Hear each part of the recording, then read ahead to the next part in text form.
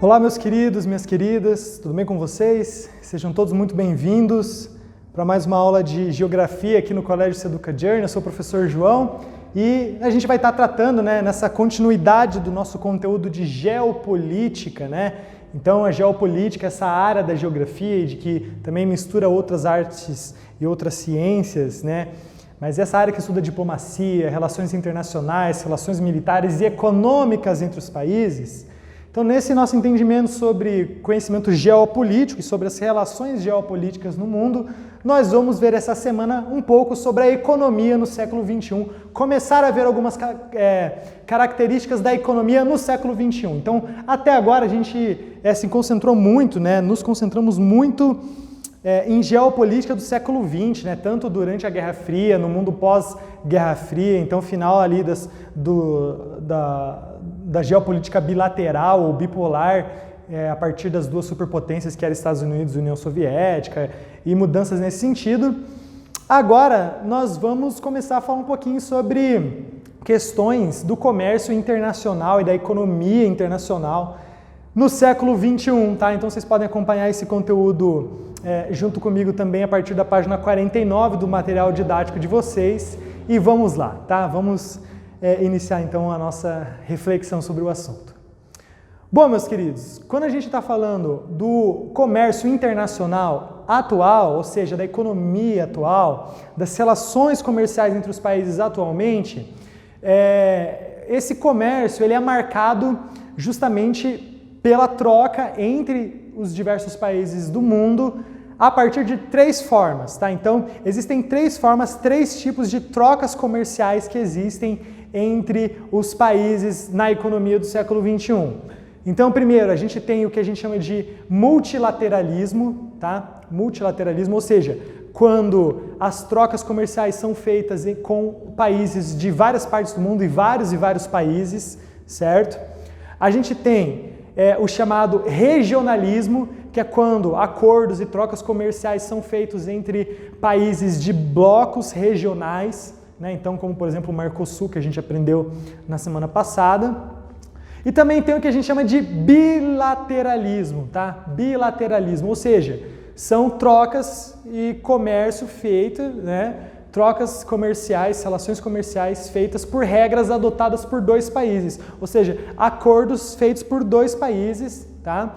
Que fazem ali, fazem suas discussões, Olha, eu preciso que tu reduza o imposto daquele produto, preciso que tu faça isso, mas faz isso para mim. Então, dois países fazem um acordo, isso é um acordo bilateral, ou seja, de dois lados, O Brasil tem acordos bilaterais, por exemplo.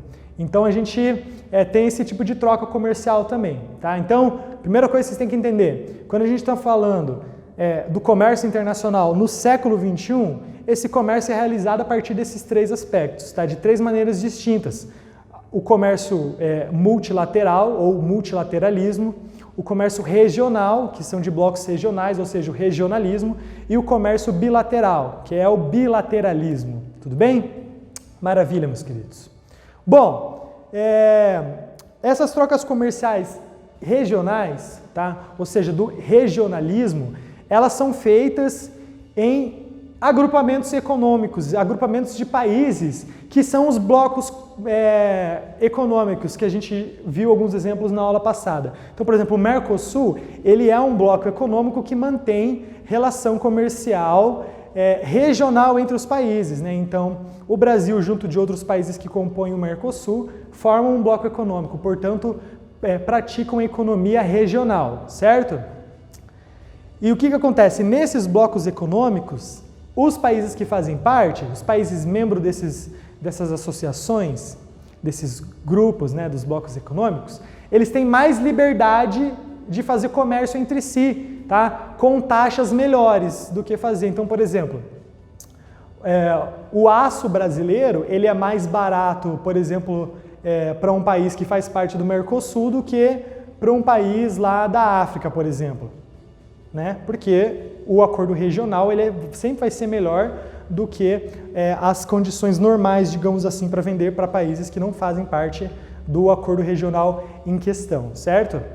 Tem alguns blocos econômicos, inclusive, que até tem, que não tem tarifas em muitas coisas. tarifas inexistentes, como é o caso, por exemplo, da União Europeia. Existem produtos lá que, para os países que fazem parte da União Europeia, não tem uma taxa para vender e comprar, para exportar e para importar. Não tem. Justamente é uma das características desses acordos regionais, ou seja, dos blocos econômicos.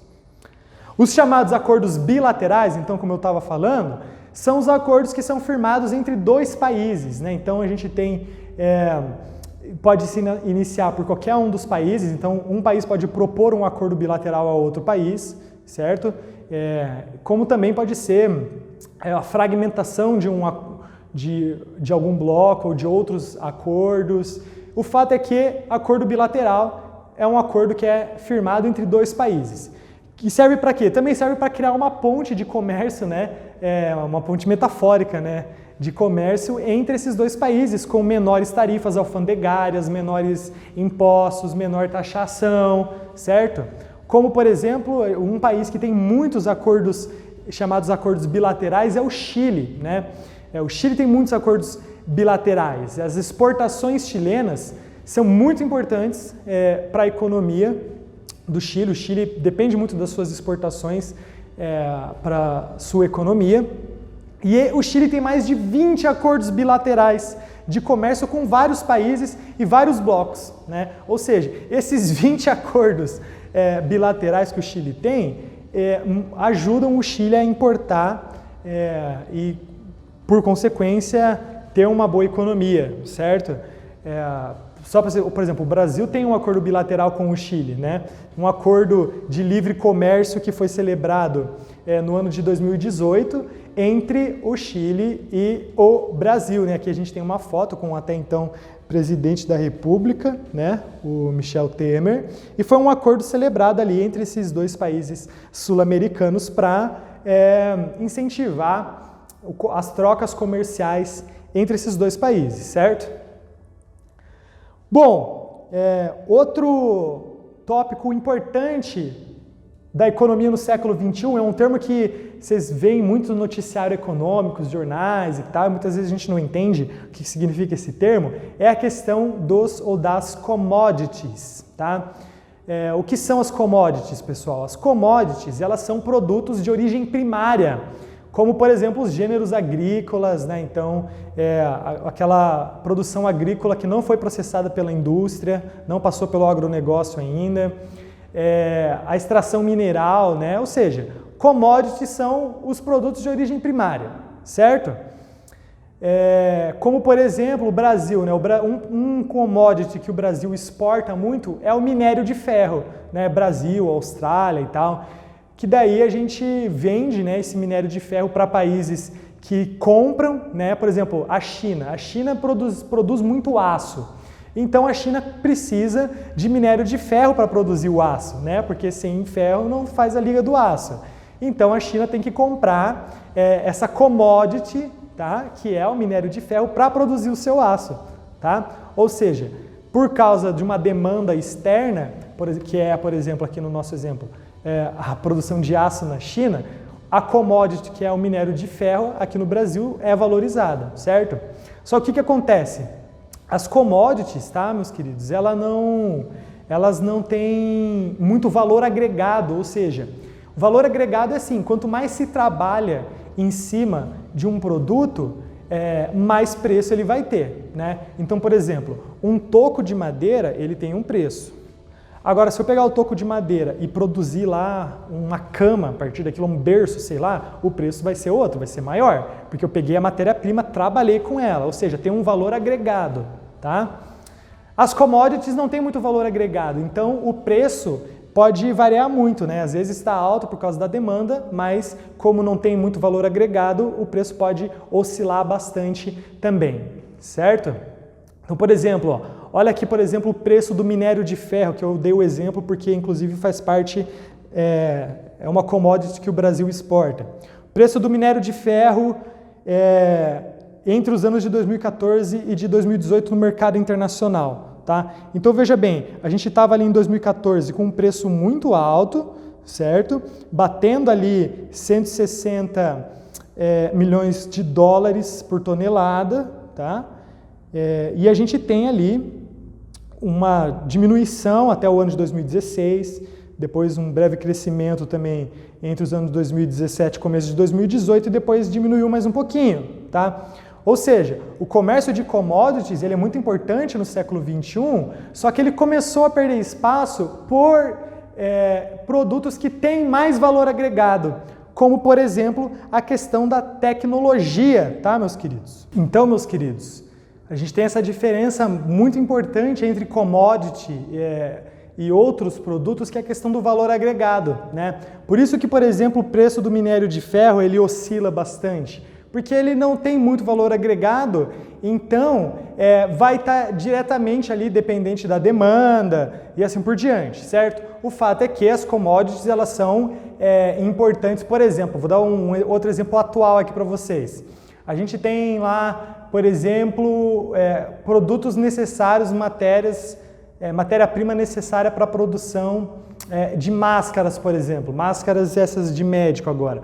O país, hoje em dia, que tem essas commodities, que tem muita, ou que tem as commodities que são produtos necessários para a produção de medicamentos, assim por diante, eles se dão bem, porque eles vão estar vendendo muito por causa, né, da situação que a gente está vivendo hoje em dia, que tem, né, a questão da pandemia, assim por diante. Ou seja, as commodities, elas são importantes na economia do século XXI, só que ela vem perdendo espaço, como eu disse, para produtos que têm maior valor agregado, tá? Ou seja, produtos que têm mais,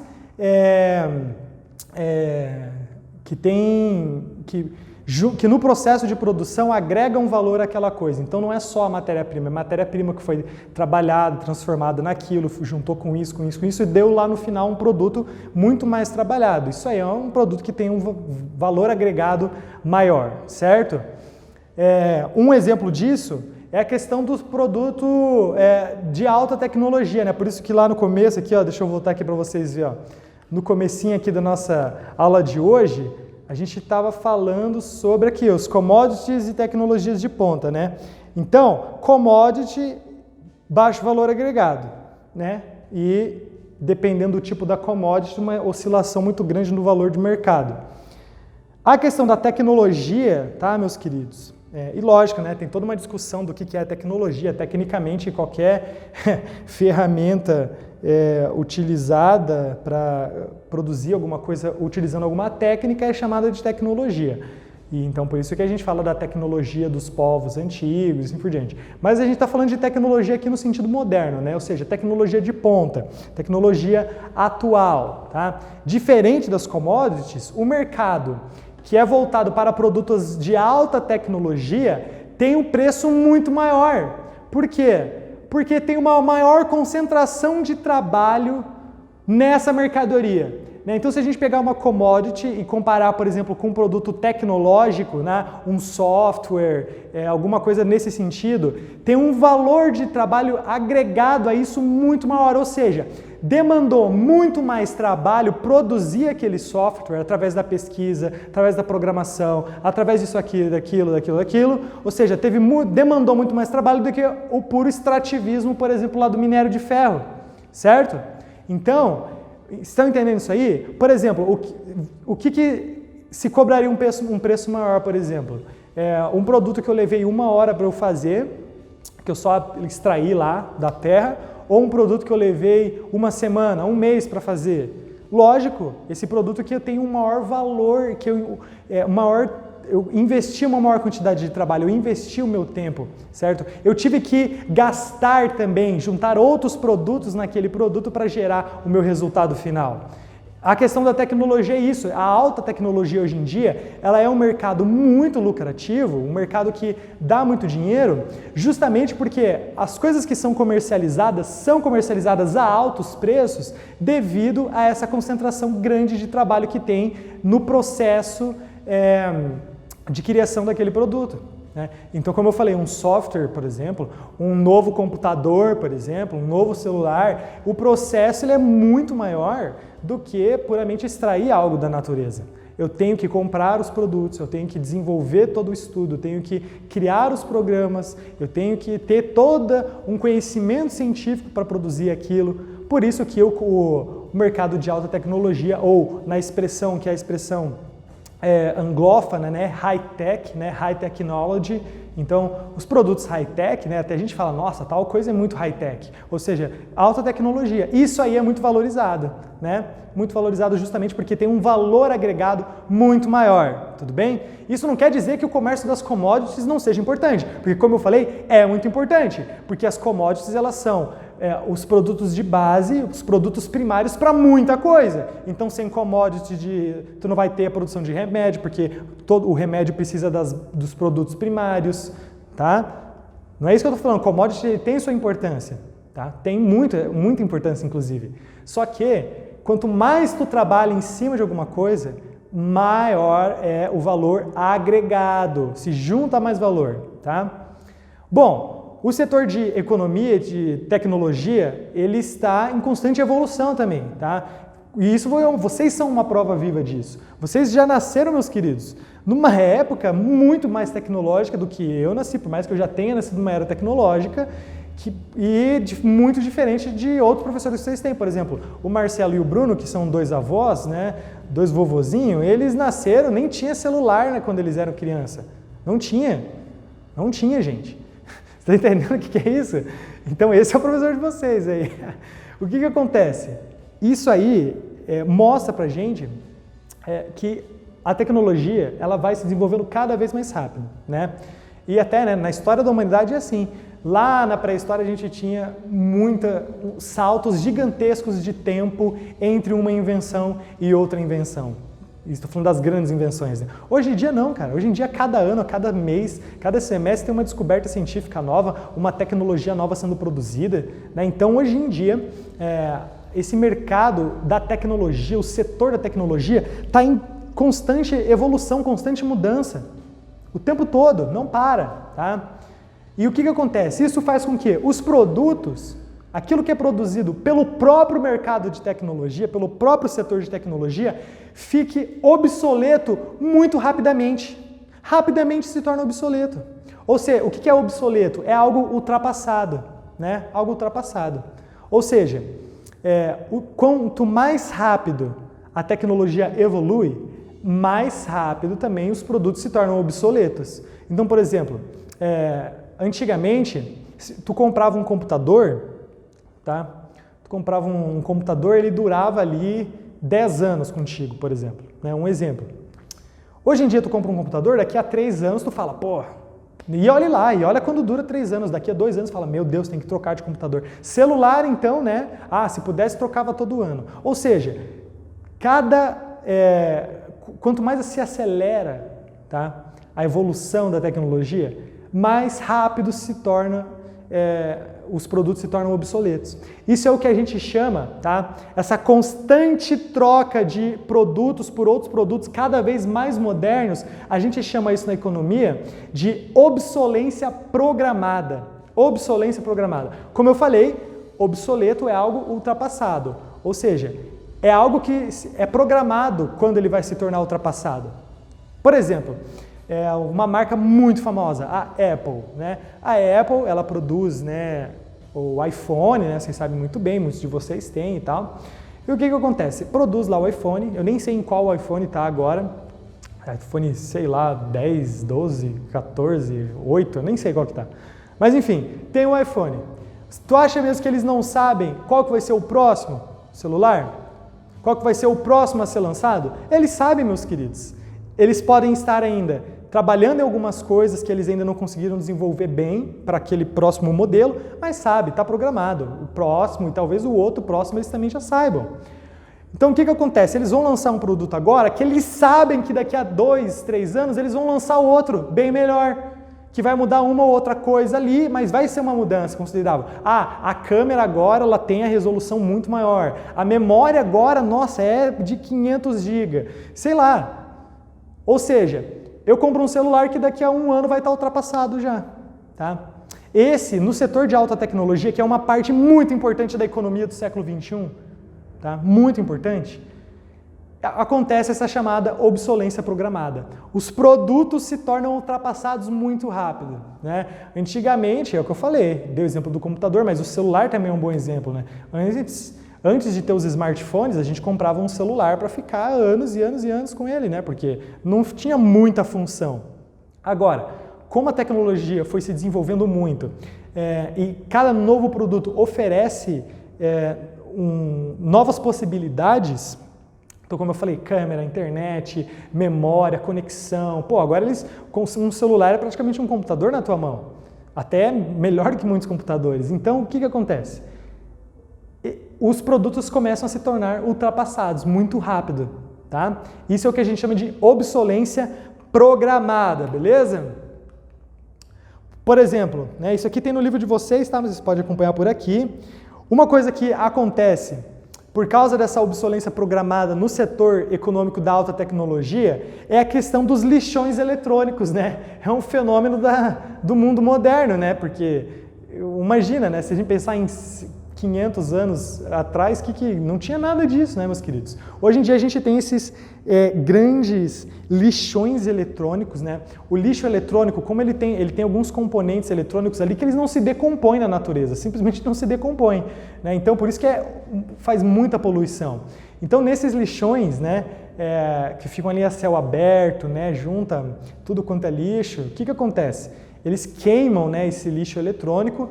E por causa do material que é feito, muitos materiais sintéticos e tal, é expelido muito gás, né? Então, um dos lados ruins, né? Lógico, não estou falando aqui contra a tecnologia, eu gosto de tecnologia, eu quero cada vez mais tecnologia para a humanidade, né? Mas um dos efeitos colaterais, digamos assim, que a gente ainda não está sabendo lidar muito enquanto sociedade, é o como lidar com o lixo eletrônico, porque o lixo eletrônico, como eu falei, ele não se decompõe, né, gente? Então, demora ali centenas de anos para se decompor, né, naturalmente. Então, gente, é dos efeitos colaterais, digamos assim. E tem muita gente, né, ao redor do mundo que ainda não tem essa consciência, digamos assim, né.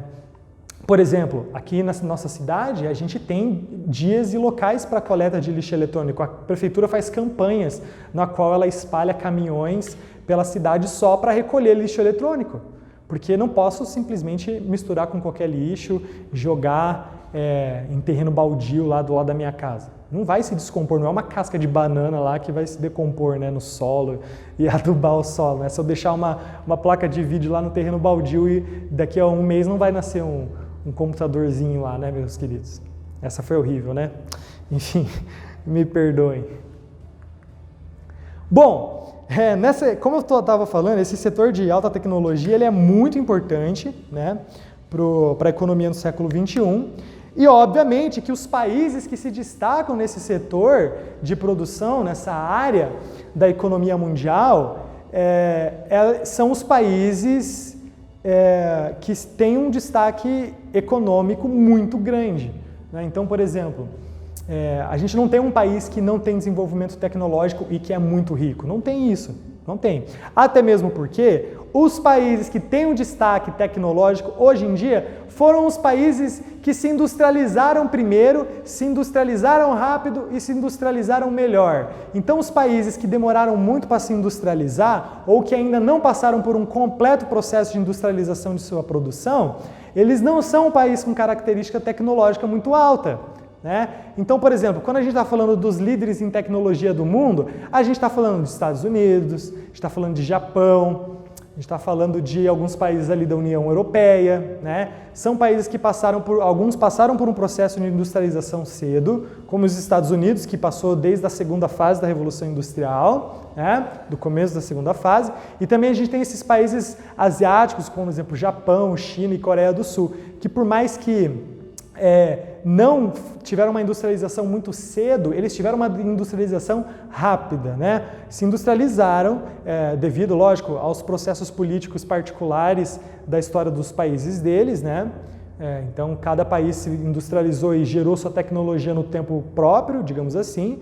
O fato é que, hoje em dia, se a gente pensar nesses líderes mundiais, todos eles têm um desenvolvimento tecnológico alto. Não tem. Tanto que a gente tem, né, a grande competição econômica. Hoje em dia, Estados Unidos e China são as duas maiores potências econômicas da atualidade. Estados Unidos é a maior economia do mundo. Um pouco atrás vem ali a China, né? Esses dois países são os líderes também na tecnologia. né? Líderes de tecnologia, produção tecnológica, certo? Os Estados Unidos, inclusive, já com um histórico de competição tecnológica, né? A China não é o primeiro adversário dos Estados Unidos para ver quem tem o maior desenvolvimento tecnológico. Século passado, vocês lembram muito bem que a gente estudou, foi a União Soviética, lembra? Teve a corrida espacial, teve a corrida armamentista, tudo isso faz parte do processo de tecnologia, tá? Mas, enfim, o que acontece? Esses países que se industrializaram rápido, cedo, né? E se industrializaram bem, eles também conseguiram desenvolver muito as suas áreas tecnológicas, tá? E também, não só qualquer tecnologia, porque não basta eu produzir bastante aparelho celular. Estou falando de tecnologia de ponta, aquela tecnologia líder, sabe? Alta tecnologia, que são esses países, os mesmos que eu citei de exemplo para vocês, que acabam sendo os líderes também na produção de alta tecnologia para o mercado mundial. Isso quer dizer que a tecnologia dos Estados Unidos, que eles produzem, por exemplo, não serve apenas aos estadunidenses, mas também serve para o comércio internacional, também serve para expandir a ideologia americana do consumo ao redor do mundo. Graças a Deus, né? Eu prefiro muito mais, né, consumir a alta tecnologia dos Estados Unidos do que depender de países que não têm uma tecnologia muito desenvolvida. Os países que não têm essa tecnologia muito desenvolvida, eles têm que correr atrás, só que não é fácil correr atrás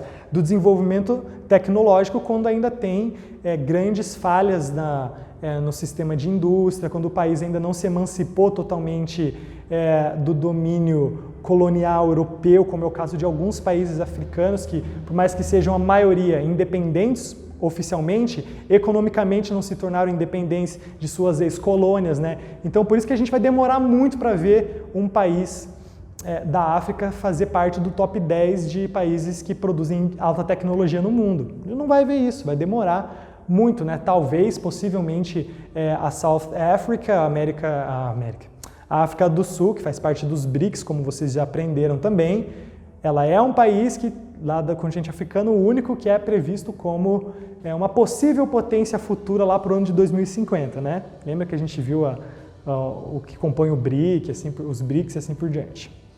Enfim, olha que interessante, meus queridos. Outra coisa que acompanha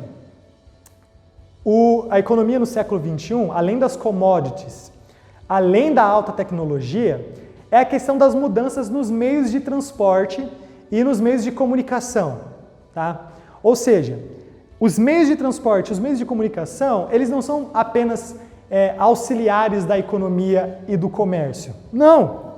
Eles são também partes determinantes do processo econômico e comercial, das relações comerciais. Sem transporte, a mercadoria não chega. Então, o comércio, ele depende muito e muito do transporte. E também da comunicação, certo? Ou seja, pessoal, a gente poderia falar que as relações comerciais entre os países, lógico, né? Essas relações comerciais, lembrem-se que elas podem ser de diversos tipos, multilaterais, bilaterais, regionais, tá? Essas relações comerciais, elas mudaram ao longo do tempo, acompanhando justamente a evolução dos meios de transporte e de comunicação, né? Só para vocês terem uma ideia, né, um dado interessante, hoje em dia, por exemplo, cerca de 70% das mercadorias são transportadas por meio de transporte marítimo, tá? Marítimo. Só que para chegar nessa grande quantidade de 70%, os meios de transporte marítimo, os navios, assim por diante, eles tiveram que desenvolver muito. Eles tiveram que melhorar muito a sua capacidade, a sua possibilidade de fazer longas viagens. Por quê? Enquanto ficava lá com um navio a vapor com capacidade lá para 10 toneladas de produto, beleza, né? Agora e se a gente pegar lá 10 mil toneladas, né? Ajuda muito mais, né? Só para vocês terem uma ideia, né? Atualmente, a gente tem o maior navio cargueiro do mundo, né? Navio de carga. Ele tem 400 metros de comprimento, quase 60 metros de largura e ele pesa mais de 50 mil toneladas. Né? Esse navio, esse cargueiro, ele tem capacidade de carregar mais de 18 mil containers. Container, sabe container? 18 mil containers. Cara, é muita coisa. É muita. Então é lógico que isso ajuda no comércio. É lógico. Porque quanto mais mercadoria movimentada com mais rapidez, mais acelerado fica o mercado. Se não, imagina, né? Demora lá, poxa, viagem já é longa ao redor do mundo para eu comprar um negócio que veio lá da Europa. E além disso, os caras têm que fazer 10 viagens para trazer o produto que eu preciso, a quantidade que eu preciso. Não. Melhor, né? É uma viagem mais rápida com maior capacidade, como por exemplo os grandes navios cargueiros, né? Então esses navios que carregam milhares, literalmente milhares de containers. E cada um desses containers estão cheios de mercadoria. Estão cheios de mercadoria, né? Então o que acontece? Os containers, inclusive, eles se tornaram a forma mais básica do transporte de mercadoria. Por quê? Eles, né, os containers que eles são transportados, né, em vários, imagina, né, tanto aqui, por exemplo, a gente que é aqui do Paraná, vai no porto de Paranaguá lá, tu passa na frente do porto, vai ter aquelas montanhas de container. Por quê? Container com vários tipos de mercadoria diferente, tá? Só que por que é bom o container? Porque tem uma capacidade grande de armazenamento, tá? E é um armazenamento seguro, então deixa fechadinho lá, né? Não vai quebrar, muito melhor do que transportar em caixas de madeira, por exemplo, barris e tal, que é como se fazia antigamente, certo? E também justamente por causa da resistência, né? Feito de metal e assim por diante, né? Os containers, eles são transportados nesses navios gigantes que eu comentei para vocês, certo?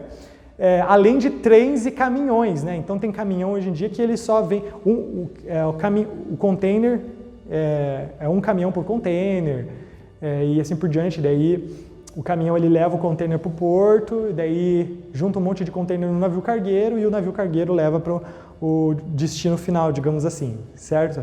Então, hoje em dia, 70% dos transportes se fazem nos navios, do transporte de mercadoria se faz nos navios cargueiros, perdão, e a maior parte da mercadoria transportada nesses navios é transportada a partir dos containers, tá? Porque os containers realmente são muito resistentes, tá? A capacidade de armazenamento deles é muito boa, ok?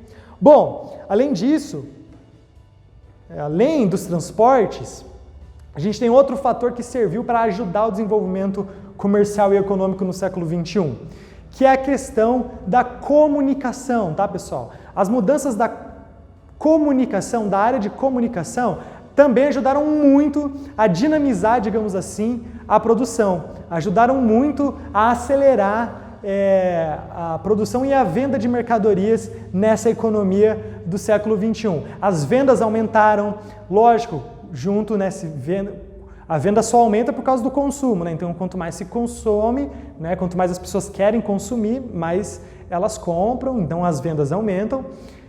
E também a comunicação entre pessoas ao redor do mundo, né?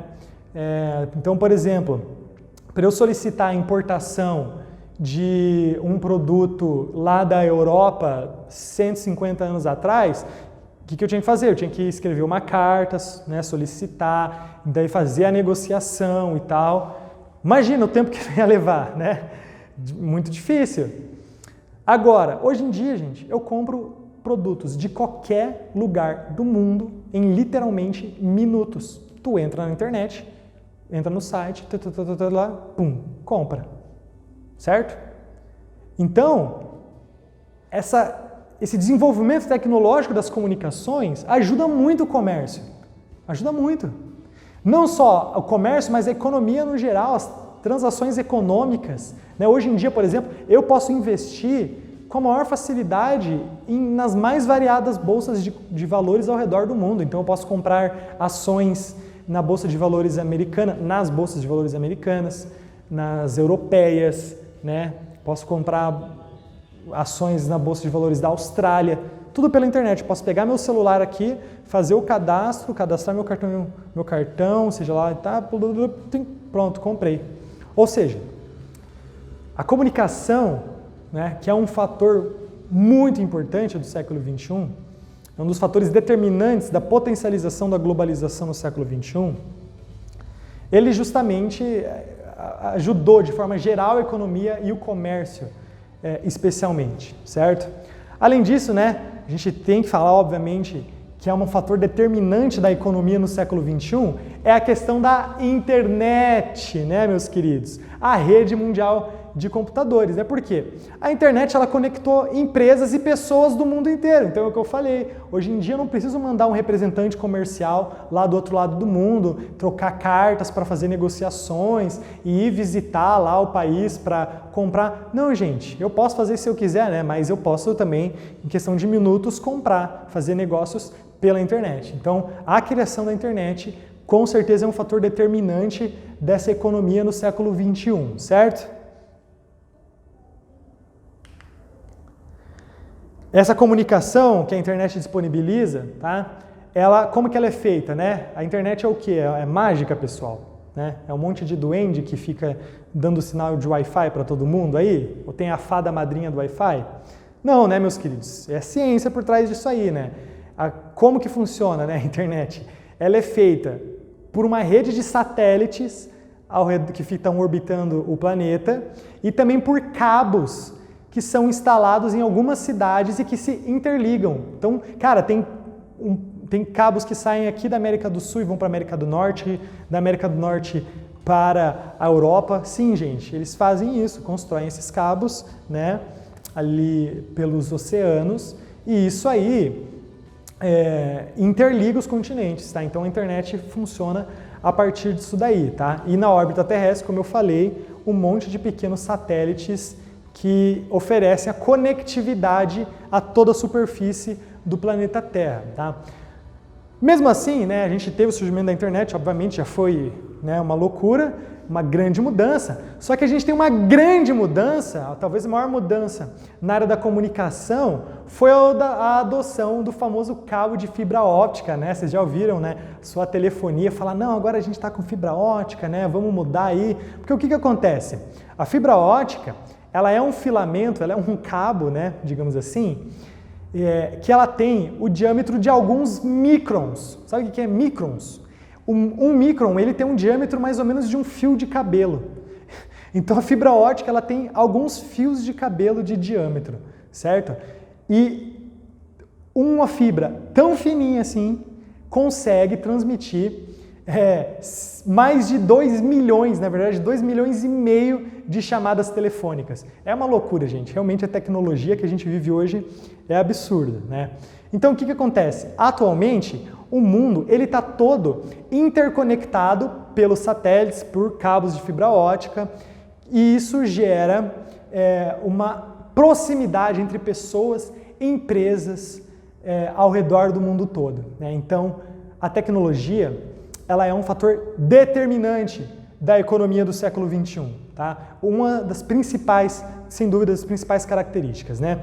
Que só para vocês terem uma ideia, olha que interessante esse mapa mundi, que é a rede de cabos submarinos entre os continentes, ou seja, intercontinentais, tá? Um mapa ali dos cabos de 2019.